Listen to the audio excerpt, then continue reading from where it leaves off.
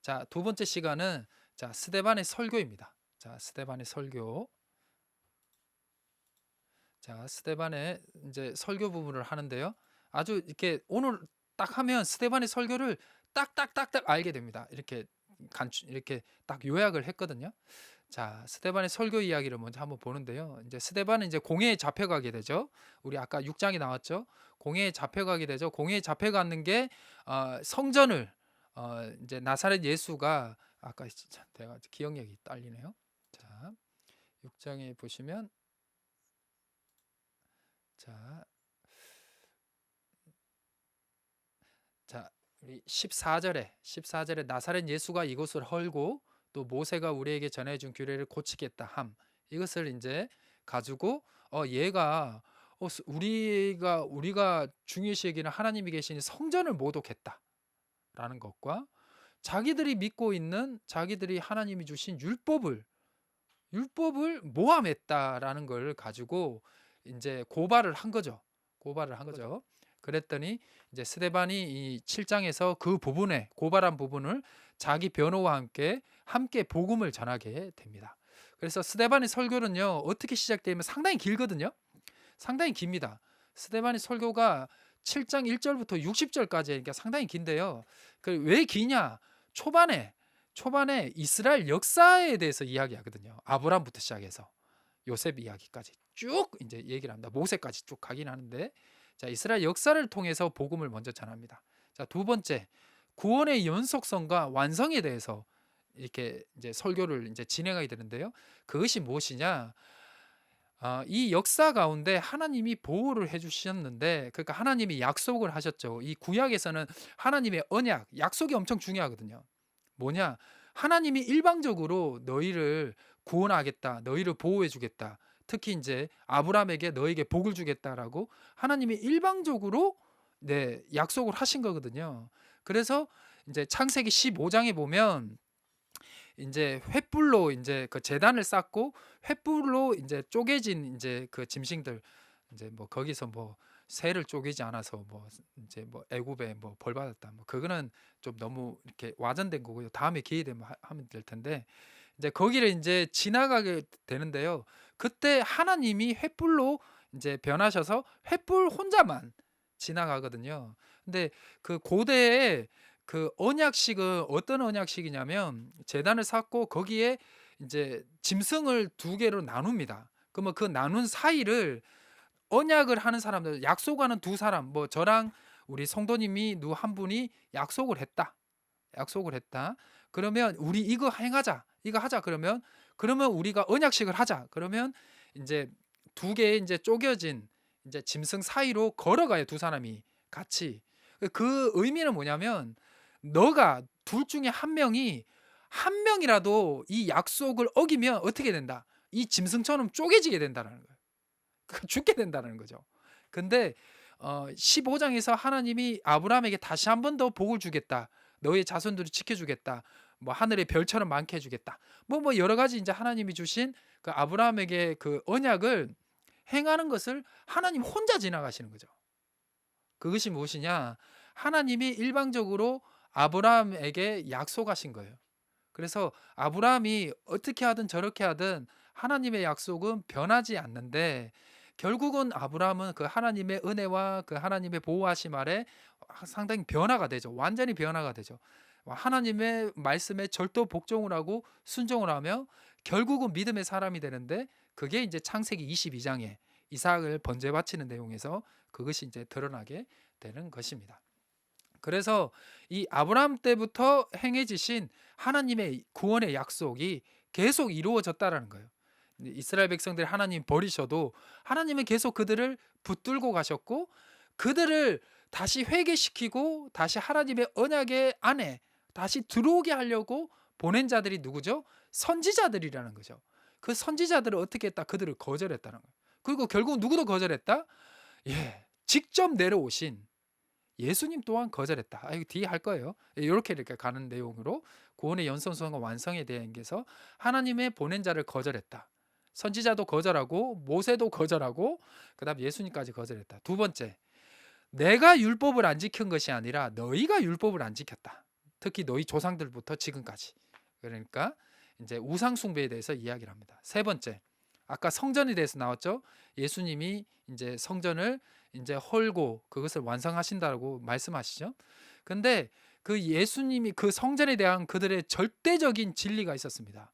절대적인. 성전은 하나님이 계시는 곳이기 때문에 절대로 무너지지 않는 어떤 영원한 성이라는 것을 알고 계신데 그들이 믿고 있었는데, 스데반은 그렇게 얘기하는 겁니다. 하나님은 한 성전에 계시는 분이 아니다. 네, 그러면 이제 우리가 이제 저번 시간에 이제 모세 오경을 공부했던 분들은 조금 이해가 되죠. 하나님의 성막의 의미가 뭐죠? 성막의 의미, 이스라엘 백성들이 어디를 가든 함께하기 위한, 이스라엘 백성들과 함께하기 위해서 만드신 것이 이동이 가능한 성막이었죠. 성막. 그래서 원래 성전의 의미는 성막이다. 즉 성전의 의미는 우리가 어디에 있든 하나님이 함께 하신다는 그 핵심이 하나님의 속성이고 성전의 진정한 의미다라는 것을 또 이렇게 얘기를 합니다. 좀 배우셨으면 이거 뒤에 해야 되는데 앞에 다 한 것 같아요. 자, 넘어갈게요. 그래서 스데반의 설교의 내용은 이스라엘 역사를 회고하고 변호를 합니다. 아브라함부터 하나님이 인도하셨다. 그래서 쭉 갑니다. 그리고 아브라함부터 예수님까지 하나님의 구원은 끊임없이 우리를 향한 그 하나님의 구원의 손길은 놓지 않았다. 그것이 확 이제 터진 것이 이제 예수 그리스도죠. 직접 내려오셨죠. 선지자들 자꾸 보내니까 안 되니까. 자,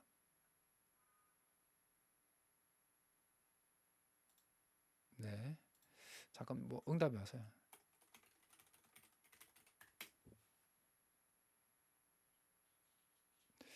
자, 교회에서 문자가 왔습니다. 네, 그래서 잠깐 응답했습니다. 그래서 이제 그 하나님의 있는데 그들은 하나님을 보낸 자를 거절했죠. 모세도 거절하고 선지자들도 거절하고 특히 이제 하나님의 진짜 이제 이 땅에 내려오신 하나님의 본체이신 예수님 또한 거절했죠. 그래서 이스라엘은 하나님의 뜻을 거역하고 그 거역한 것을 폭로합니다. 네, 율법을 지키지 않는 우상 숭배한 거. 그래서 진정한 성전의 완성은 누구다? 예수 그리스도라는 것을 전하고 싶었던 것이 바로 누구다? 스데반이라는 거예요. 왜? 예수님은 우리 가운데 늘 함께 한다 그랬거든요. 우리가 어딜 가든 함께 하시는. 즉 하나님이 성막을 통해서 이스라엘 백성들과 어딜 가든 함께 하기 원했던 그 속성을 스데반은 예수 그리스도를 통해서 찾았다는 거죠. 그래서 예수 그리스도가 진정한 성전 그 자체다라고 말씀하고 있는 것입니다. 우리도 유대인들을 따라가면 하나님 만나려면 예루살렘 가야 되죠. 예루살렘 가려면 12시간 비행기 타야 됩니다. 비행기 싹도 엄청 비쌀걸요? 엄청 비쌀걸요? 네. 제가 2005년도에 이스라엘 성지, 네, 다 이제 성지 순례를 갔는데 이집트, 요르단, 이스라엘. 저 때는 이제 시내산도 갈 수가 있어서 시내산도 등정을 하게 됐는데요. 네. 그리고 그때 비행기 값이 한 200만 원 했던 것 같아요. 200만 원. 예, 그때는 좀 쌌었죠. 200만. 지금은 훨씬 비쌀걸요? 네. 근데 하나님 만나려고 200만 원, 300만 원 들어가 말이 안 되잖아요. 오히려 우리가 하나님을 만나러 가는 것이 아니라 예수 그리스도의 성전의 속성은 하나님이 우리 가운데 오시는 분이죠. 우리 가운데. 그러면 우리 가운데 어떻게 오시냐? 성령님을 통해서. 그러면 예수님이 믿어지고 예수님이 우리와 함께 있다고 믿어지고 느껴지는 것은 성령 하나님이 나와 함께 한다는 것을 거죠. 자, 이거 뭐 또 조지신하게 얘기하면 머리 아프니까. 자, 그다음 넘어갈게요. 그래서 스데반 설교의 본문을 한번 쭉 훑어보면요. 자, 7장 2절에서 43절은 구원하신 하나님께 불순종한 이스라엘의 조상들이라고 얘기하면서 2절부터 38절은 족장들의 역사와 모세의 역사에 대해서 이야기를 합니다. 자, 이렇게 하나님이 보호해 주셨다는 거죠. 보호해 주셨다는 거죠. 한번 볼까요? 자, 스데반이 설교하다 그러죠. 자, 2절부터 스데반이 이르되 여러분 부형들아 들으소서 우리 조상 아브라함부터 시작해서 하란 쭉 나옵니다. 자, 내가 고향과 친척을 떠나서 내게 보일 땅으로 가라 하시니 자, 갔죠. 그래서 갈대아 땅을 떠나 하란에 거하니 거기서 아버지가 죽죠. 그래서 하나님이 거기서 너희가 사는 이 땅을 옮기라. 옮기라죠. 그래서 자, 네가 발붙하는 곳에는 땅에 유업을 주지 않겠다. 그래서 이 땅에서는 아직 자식도 없고, 자식도 없죠. 자식도 없죠. 이게 중요하죠. 사라는 아이를 못 낳는 불임의 여인이죠.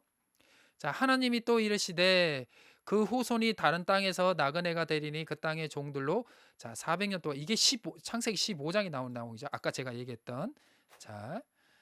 그래서 종을 삼은 나라가 내가 나를 심판하라. 그러니까 애굽을 하나님이 심판한다. 그 후에 내가 이제 나오게 되죠. 이제 이게 출애굽이죠. 출애굽.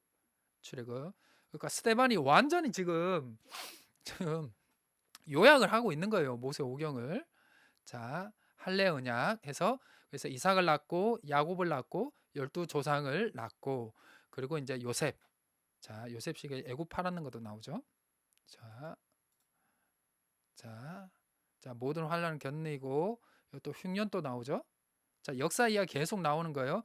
이러면서 쭉 나오면서 쭉쭉쭉쭉 나오면서 아브라함에게 약속하신 때가 가까움에, 이때는 이제 15장 때 이제 출애굽을 할 때를 얘기하는 겁니다. 출애굽을 할 때 이스라엘 백성이 애굽에서 번성하게 되죠. 번성하게 되어서 요셉을 알지 못하는 왕, 요게 이제 출애굽기 1장이 나오죠. 그래서 이스라엘 백성들이 너무 번성하다 보니까 거기서 이제 고통을 주게 되죠. 이제 핍박을 하죠. 그래서 이제 모세 나오죠. 모세가 나옵니다. 그래서 모세가 애굽 사람들의 지혜를 배웠죠. 지혜를 배우고, 이렇게 해도 좀 이해가 되시죠? 이런 흐름으로. 그러니까 아브라함부터 모세까지 쭉 나오는 거예요. 쭉 이렇게 하나님이 이스라엘 백성들을 보호해 주시고 계속 인도해 주셨다. 그래서 여기서 이제 재밌는 게 있는데, 모세가 몇 세 때? 40세 때. 모세가 40세 때 이스라엘을 돌볼 생각이 났어요. 왜냐하면 자기가 애굽의 순수한 혈통이 아니라는 것을 이 마흔이 돼서 알게 된 거죠. 그 전부터는 알았겠죠. 그래서 저는 이 모세가 40살 때까지 결혼 안 한 것을 좀 주목을 했습니다. 이거는 자기가 그 이방 여인들과 애굽인들과 결혼하지 않았는 그 이유였지 않았을까요? 자기가. 그리고 이제 출애굽기 2장을 보시면, 1장에서 2장을 보시면, 1장인 것 같은데 보시면 좀 모세가 그 왕자였지만, 2장이네요. 왕자였지만 그 이제 자기의 어떤 그 왕궁에서의 위치가 썩 좋지는 않았는 것 같아요. 네. 왜냐하면 그냥 한번 보여드릴게요.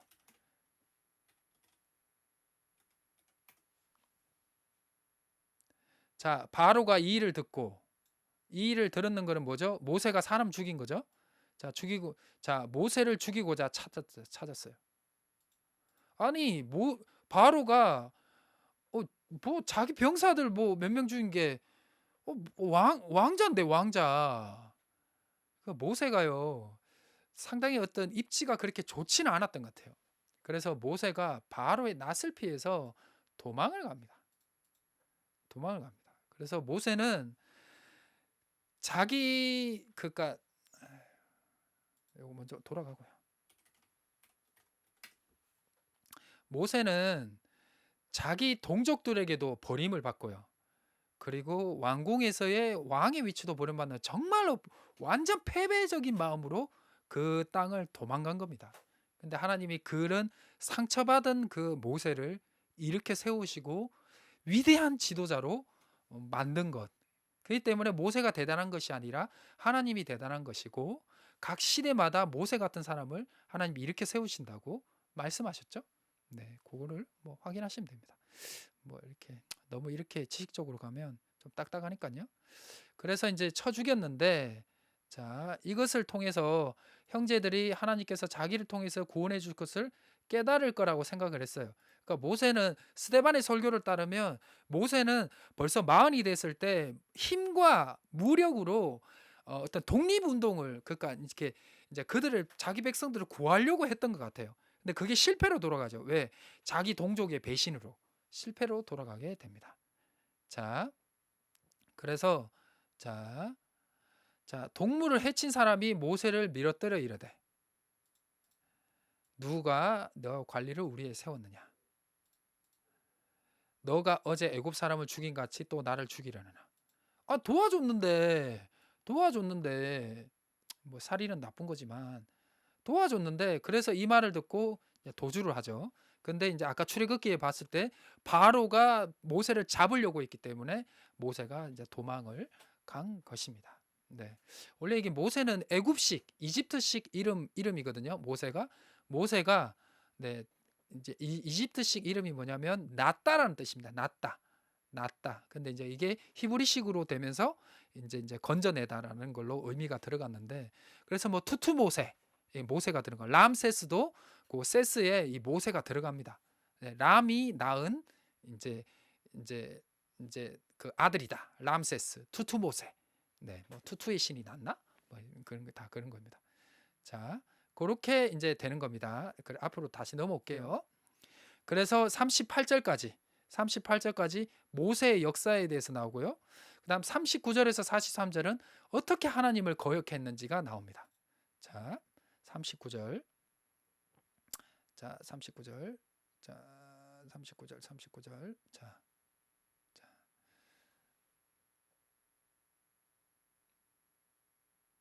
자, 여기 아까 얘기 나오죠? 38절에 그 광야교회. 예, 그들이 이제 광야교회에 있었다는 거죠. 광야교회. 자, 그리고 39절에 보면 모세를 복종하지 않았죠. 모세를 복종하지 않았는 게 나옵니다. 그게 43절까지 나옵니다.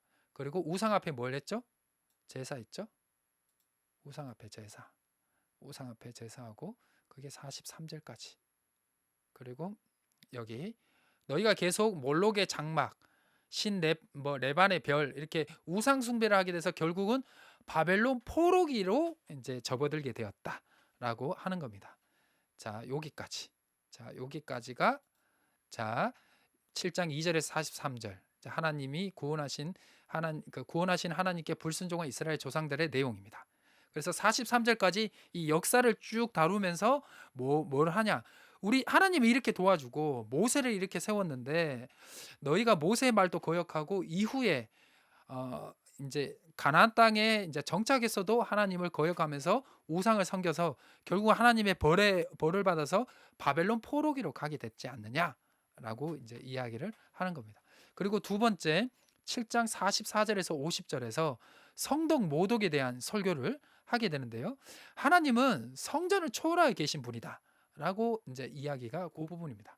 자, 44절부터 그래서 이제 증거장막이 나오는 겁니다.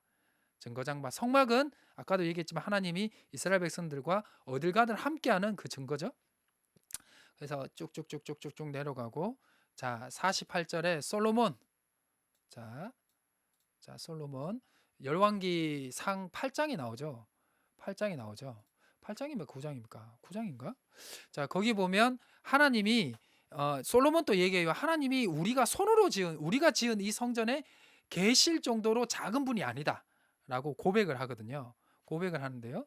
그래서 이제 스데반이 그거를 기준으로 해가지고 솔로몬이 얘기하는 기준으로 해서 하나님은 손으로 지은 곳에 계신 분이 아니다. 그걸 뛰어넘는 분이다. 초월하는 분이다라고 말씀을 하는 것입니다. 그래서 50절에 모든 것이 다 내 손으로 지은 것이 아니란가 같다. 네, 이거는 뭐 그냥 읽으시면 이해가 되실 겁니다. 자, 그다음 넘어가세요. 그래서 하나님은 성전에만, 우리의 예루살렘의 성전에만 계시는 분이 아니라 여러 군데 어디든지 함께 하시고 우리가 부르시는 곳에 함께 하시는 분이시다라는 겁니다. 자, 그다음 51절에서 53절은 당시 유대인에 대한 스데반의 비난인데요. 자, 성령을 거스르는 자들이 유대인이다. 큰 선지자 예수를 죽였기 때문이죠. 율법을 어긴 장본인은 결국 누구다? 자, 너희다. 자, 53절.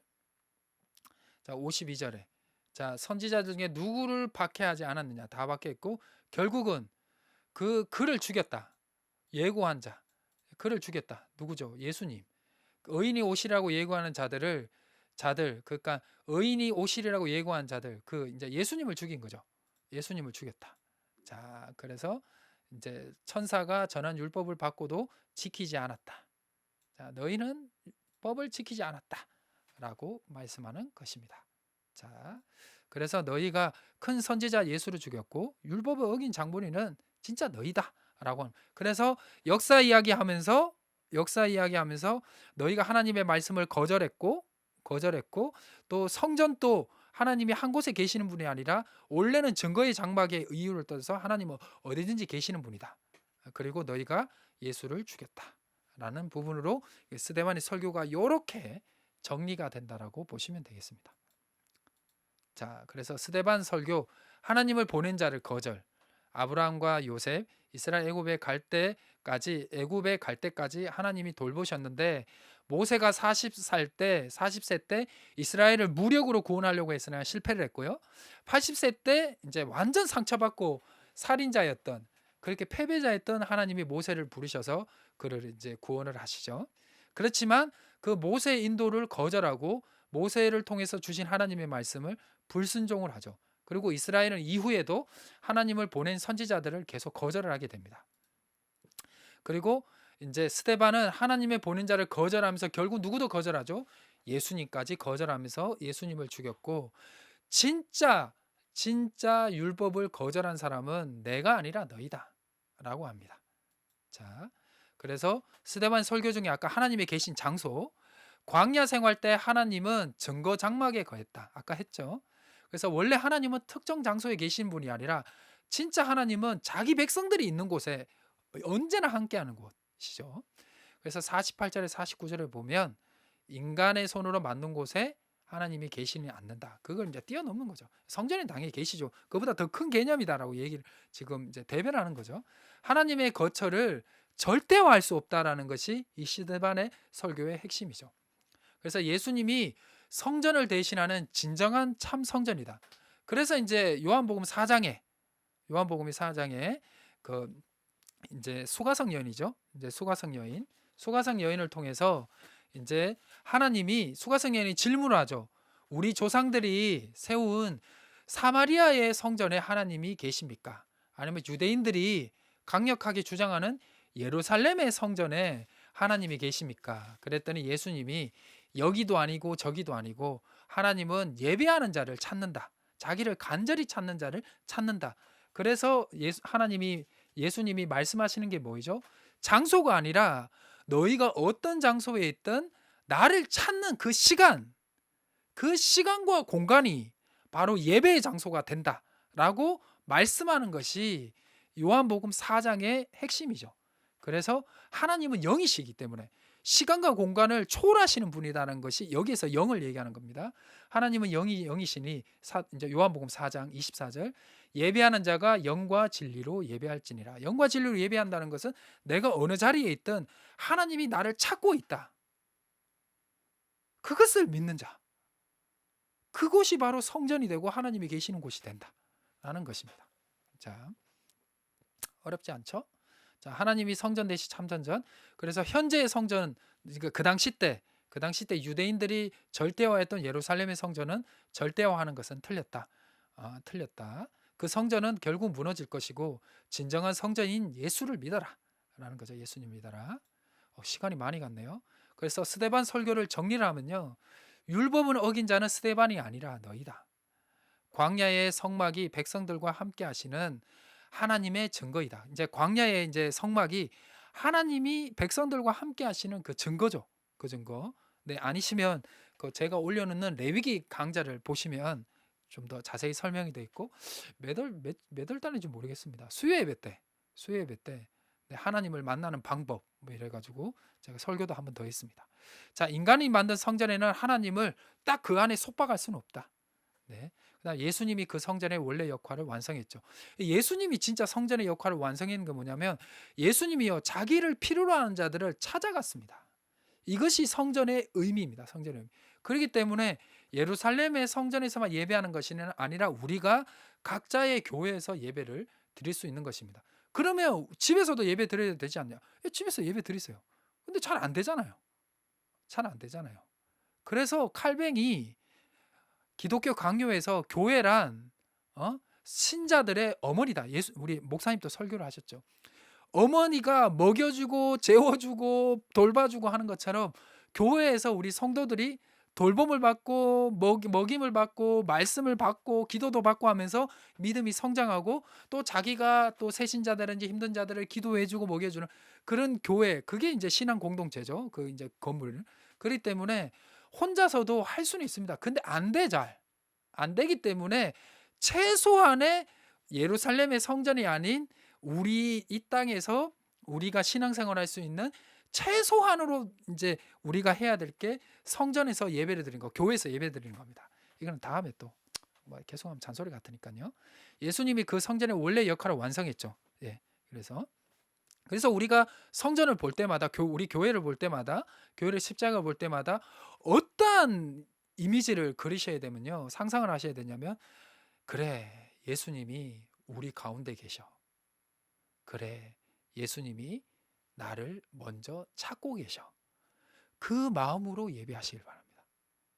그 마음으로 찬양하시고 그 마음으로 기도하셔야 네, 여러분들의 마음에 성령 충만함이 일어납니다. 은혜를 받게 됩니다. 자, 메시아가 오면 율법을 완성할 거라고 하죠. 자, 요거는 이제 어디 한번 보자. 마태복음 5장 17절이죠. 자, 17절. 내가 율법이나 선지자를 폐하는 생각하지 말라. 폐하는 게 아니라 완전하게 한다. 완전. 예수님이 산상수훈에 말씀하신 거죠. 산상수훈에. 자,